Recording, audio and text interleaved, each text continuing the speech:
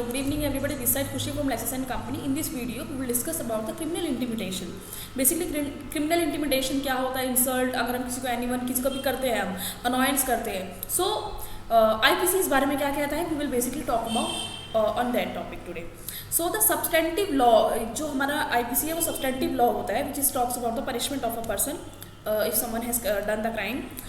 The government जो है इसमें क्रिमिनल एक्टिविटीज़ इन इंडिया जो भी होती है under the IPC 1860, the provision related to the criminal intimidation, insult and annoyance जो भी इसमें बताया गया है has been deal in chapter जो भी आपका क्रिमिनल उसका का जो इंटिमिडेशन का चैप्टर है उसमें आईपीसी के अंडर बेसिकली डील कर रहा है. तो अगर हम बात करें कि क्रिमिनल इंटिमिडेशन आईपीसी में सेक्शन कहाँ पे दिया हुआ है, सो 503, 506 and 507. So the offence of the criminal intimidation is defined under 503 of IPC. The provision states that any person, कोई भी, any person मतलब कोई भी इंसान, who threaten, किसी को डरा रहा है, another person on below mentioned ground, जो मैं आपको बताऊंगी अभी. बेसिकली द फर्स्ट जो उसका है threatens injury to this person, वो उस पर्सन को इंजरी पहुंचा रहा है, ठीक है. Threatens injury to his reputation, किसी की रेपुटेशन को डाउन कर रहा है उस चीज़ की वजह से, उसकी ये उसकी माइंड में एक खौफ बना रहा है बेसिकली कि अगर ये काम तुमने किया और अगर मैंने ऐसा कर दिया तो ये तुम्हारी रेपुटेशन को डाउन कर देगा, या फिर तुम्हें इस चीज़ की इंजरी पहुंचाएगा, या फिर उसकी प्रॉपर्टी को इंजरी पहुंचाएगा.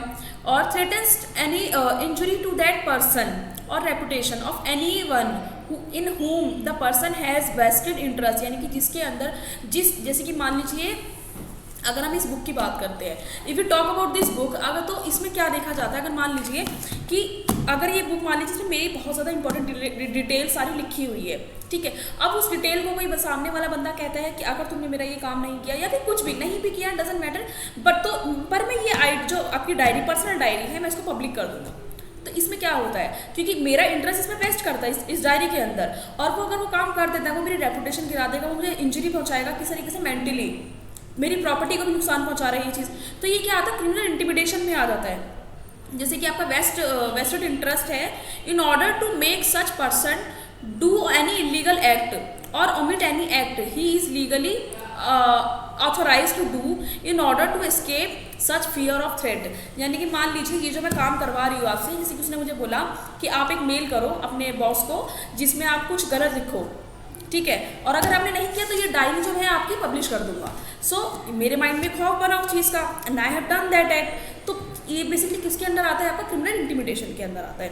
सो this is all about the criminal intimidation. Thanks for watching this video. In the next video we will discuss a new topic.